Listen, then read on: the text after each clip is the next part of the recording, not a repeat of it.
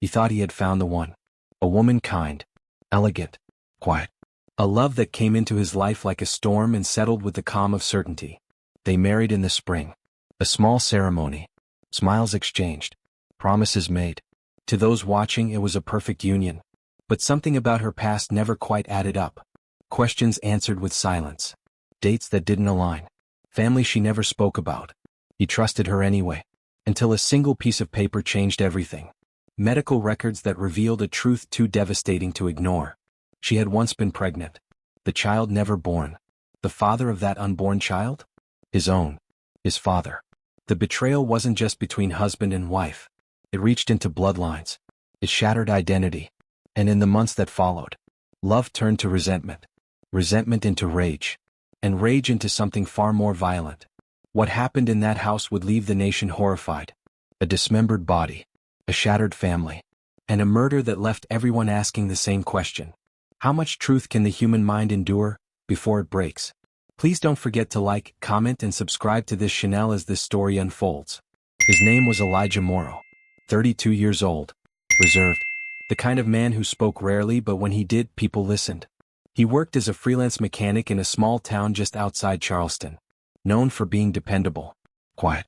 Raised mostly by his grandmother. His mother passed when he was 5. His father, Richard Morrow, was distant. Physically present. Emotionally elsewhere. The kind of father who shook hands instead of hugging. Who gave money when love was needed. Elijah rarely spoke about him.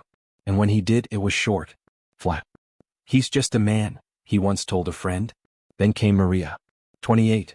Moved to town from upstate. Worked at a local bakery for a time. People described her as graceful. Always polite. A little hard to read. She and Elijah met at a gas station. He offered to help her with a flat tire. She laughed. He smiled. They talked. And for the first time in years, Elijah started showing up places he never used to go. He wore cologne. Got his hair cut more often. Friends said he seemed lighter. They were married within a year. A quiet ceremony behind his grandmother's house. No honeymoon. No large guest list. Just the two of them, a handful of witnesses, and vows spoken softly under a willow tree. People called it simple. Intimate. But there were those who noticed something strange. Maria never invited anyone from her side. No parents. No siblings. Not even a friend. She explained it away easily enough. It's complicated, she said. Elijah didn't press. He said he understood. But privately he kept asking questions. Why she always seemed guarded when the topic of children came up. Why she changed the subject every time he asked about her past. Why some nights he found her awake long past midnight, staring at nothing. Still they built a life together. A small home at the edge of town. A dog. A routine. To anyone watching from the outside they were content. But those closest to Elijah would later say, something about their life never felt complete. Like it was waiting for something. Or hiding from something. And then one day it came to the surface. Not all at once. But in pieces. Quietly at first. Then louder. Until the silence broke. For good. Maria never spoke much about her life before Elijah. She offered short answers. Disconnected fragments. It was complicated. I moved around a lot. My family, we don't talk. Most people didn't push. Elijah didn't either, not at first. But there were gaps.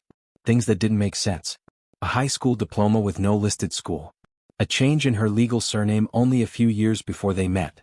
And a sealed medical file that arrived in the mail, which she quickly tucked into a drawer without explanation. Elijah never opened it.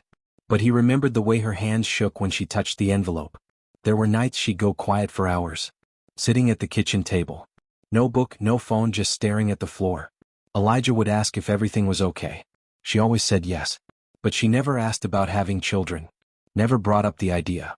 And when Elijah did, gently, hopefully, she would turn her head, offer a sad smile and say, let's just enjoy what we have. The truth was hidden deep beneath layers of pain and fear. And it began years before Elijah ever knew her. She was 19 when she met Richard Morrow. Elijah's father. Twice her age.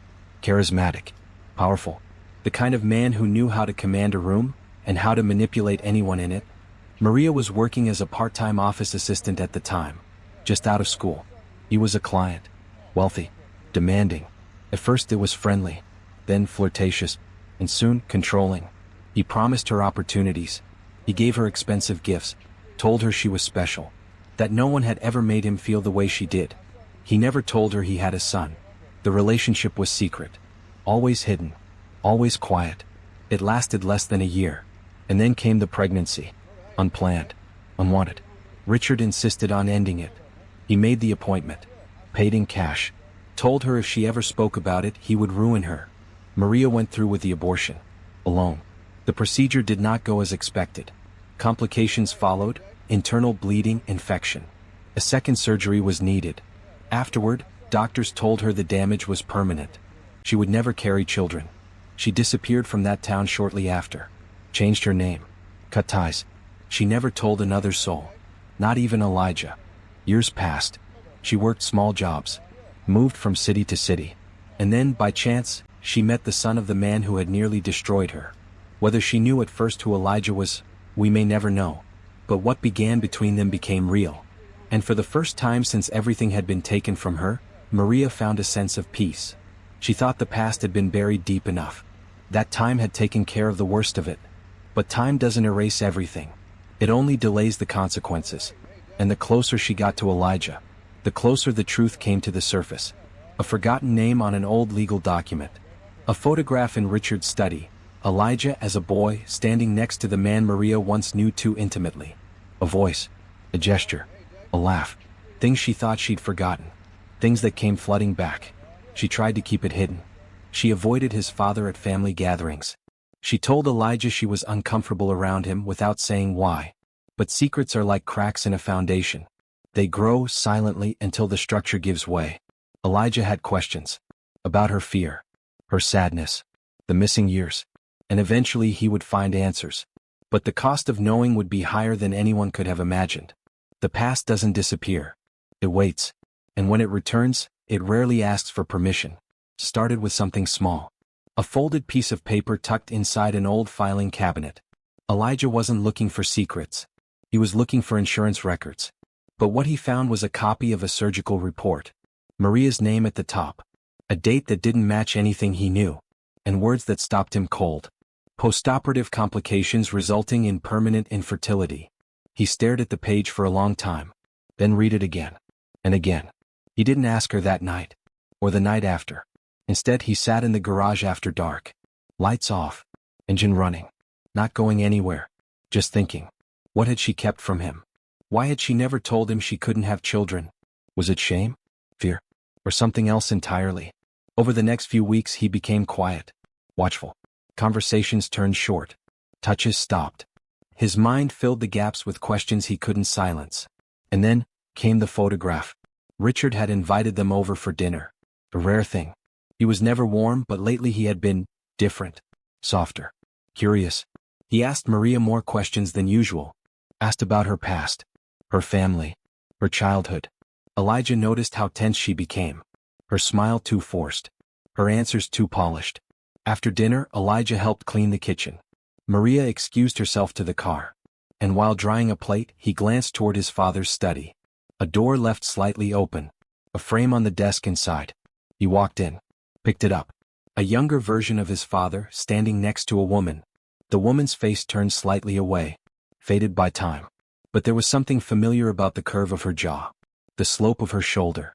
He looked closer. A thin necklace. Gold. With a tiny broken clasp. The same one Maria kept in a box on her nightstand. The next day he searched his father's office again. This time with purpose. And this time he found everything. An old envelope filled with letters. Receipts. Medical records. A copy of the abortion consent form. Her name. His father's signature. A single photograph of them together. Smiling. Her hand resting on his chest. Elijah sat on the floor for hours. The sun went down. He didn't move. When he came home he didn't speak. Maria greeted him, tried to kiss his cheek. He stepped away. She noticed something different in his eyes, something distant. She asked what was wrong. He told her nothing. But inside he was unraveling. In his journal he wrote just 3 lines that night. I don't know who she is. I don't know who I am. But I know who he's always been. Over the following days Maria felt him slipping further. He didn't eat. Didn't shave. Sat on the porch for hours, whispering to himself. Once she touched his arm. He pulled away so hard he knocked over a glass. It shattered on the floor. He didn't apologize. She asked again what was happening. He stared at her, long and hard, then said, "You know." Maria didn't answer. She didn't need to. Something had broken. And though nothing had been done, not yet, something had changed in the air. Like standing in a room just after the window cracks. The pressure shifts. The silence is thicker. He began following her. To work. To the store.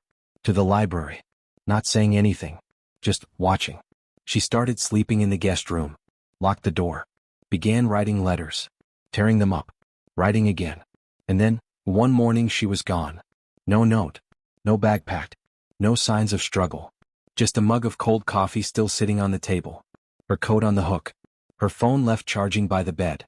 Elijah told neighbors she had left after an argument. Said she needed space. That she'd be back. But when days passed and there was still no sign of her, people began to wonder. The police were called. A report was filed. And slowly, piece by piece, a different story began to surface. One written not in words, but in silence, in distance, and in the things that should have been said long before it was too late. Please don't forget to like, comment, and subscribe to this channel as this story unfolds. 3 days. That's how long it took before someone called the police. It wasn't Elijah. It was their neighbor, a woman named Carol who lived 2 doors down. She'd noticed the lights in the house stayed on all night. The trash hadn't been taken out. And the dog, usually let out twice a day, had been barking for hours behind the locked fence. Officers knocked on the door. Elijah answered. Calm, polite, cooperative. He told them Maria had gone to stay with a cousin. She needed time, he said. It's personal.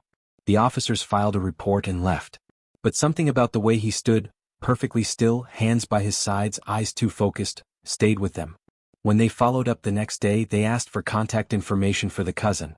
Elijah said he didn't have it. Said Maria hadn't left a number. He said it the same way someone might talk about the weather. Flat. Detached. That afternoon, a search was opened. Friends and former co-workers were contacted. No one had heard from her. Her phone had not made a call or sent a message since the morning she disappeared. Her bank account had not been touched. Her social media was silent. A week passed. Flyers were posted. Dogs were brought in. Nothing. Then, someone checked the backyard. A part of the ground near the fence had been disturbed. Fresh soil. Unusual patterns in the grass. When investigators dug, they found a plastic bin. Inside, clothing. Torn. Soaked. Wrapped tightly in garbage bags. A warrant was issued the same day. Inside the house, they found traces of blood in the bathroom, cleaned but not well enough. On the drain rim, tucked beneath the baseboards, inside a bottle of bleach. More bags were discovered in the basement crawlspace. Some wrapped in tarp. Others buried beneath loose floorboards.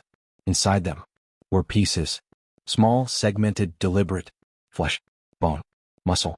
Each part cut with precision, labeled in black ink on masking tape.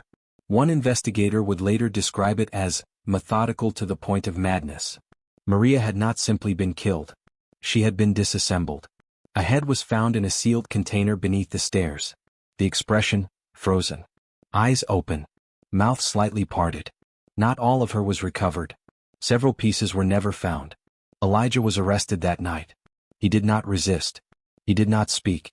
He sat down on the porch as the police approached, placed his hands in his lap and stared straight ahead. He was taken in. His fingerprints matched those on the bags. His handwriting matched the labels. During the interrogation he asked for 2 things. A Bible. And a glass of water. Then he said 6 words. I took back what was mine. He never explained what that meant. He never gave a statement. He never mentioned Maria's name again. Later they found a series of notebooks hidden in the attic. Journals. Dozens of them.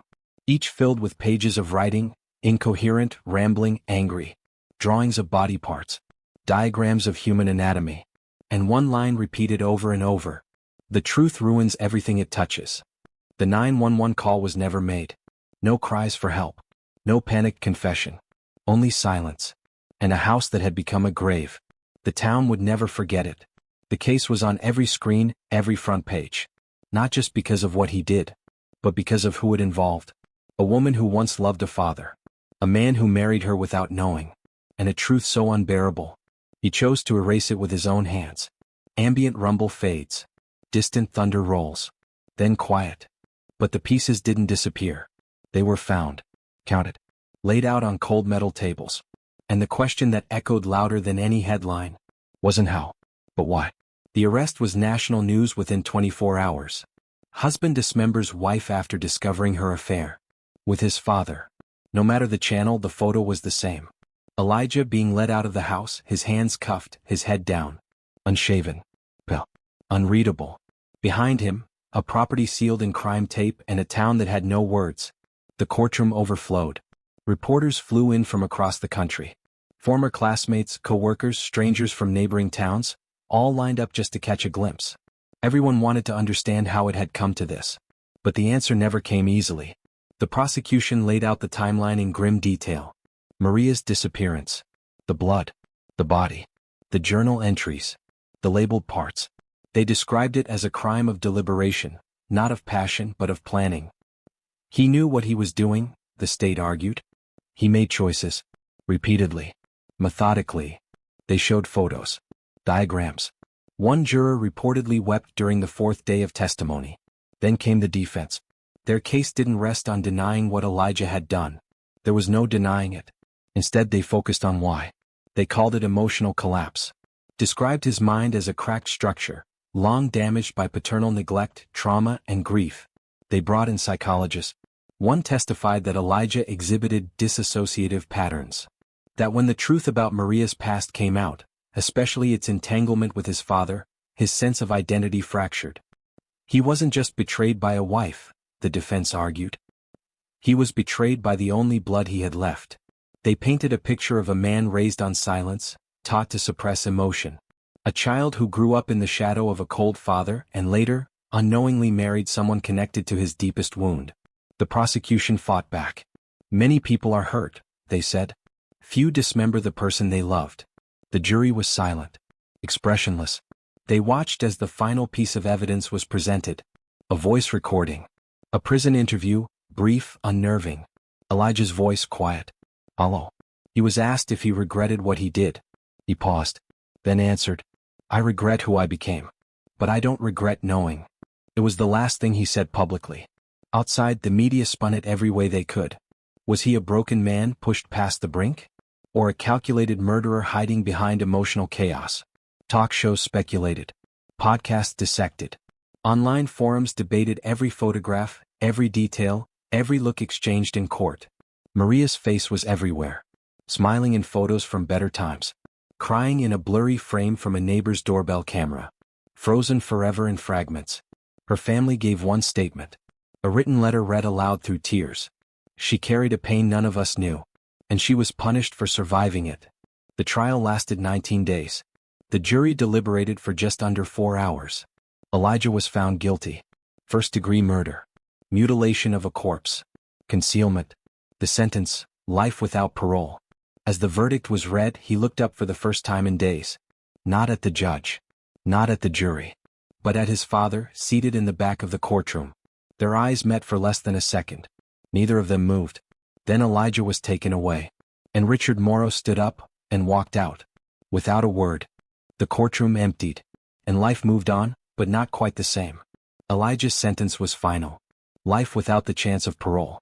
A punishment meant to fit a crime so grave it shook the foundation of a small town. Yet for some, the sentence brought no relief. Richard Morrow, the father, never spoke publicly again. Friends say he retreated entirely, withdrawing from the family, from his business, from the world. Maria's family held a private memorial. They mourned a daughter lost to the tangled web of secrets and lies. A woman who carried burdens invisible to those around her. The town remained divided. Some saw Elijah as a monster, a man who chose violence over reason. Others saw a broken soul crushed by betrayal. Prison letters surfaced months later, brief notes Elijah sent to a former friend. In one he wrote, I am a man haunted by shadows I never wanted to face. The truth destroyed everything, but so did the lies. Psychologists and legal experts weighed in. Was this a failure of justice, or a painful but necessary reckoning? Could the tragedy have been prevented, had someone noticed the warning signs? The story became a cautionary tale. A dark reminder of how family secrets can fester. How betrayal can fracture the human mind.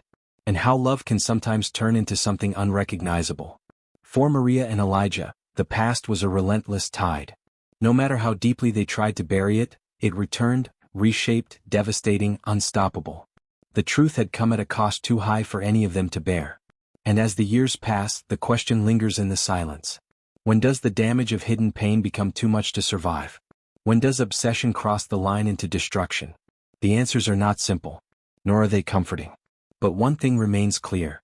The scars left by betrayal run deep, deeper than the surface of any wound. And sometimes the past never truly stays behind us. This story reminds us of a truth that is often hard to face. Some secrets never stay buried. They linger in the shadows, whisper through the walls, and resurface when we least expect them. Would you have forgiven your spouse, or done the same? If you stayed until the end, like, comment, and subscribe to this channel. Tell us your verdict down below. Was Elijah guilty of a crime beyond reason? Or a broken man crushed beneath the weight of betrayal? Subscribe for more stories that go beyond murder. Because sometimes the story behind the crime is the real mystery. And remember, the darkest truths often live within the brightest love.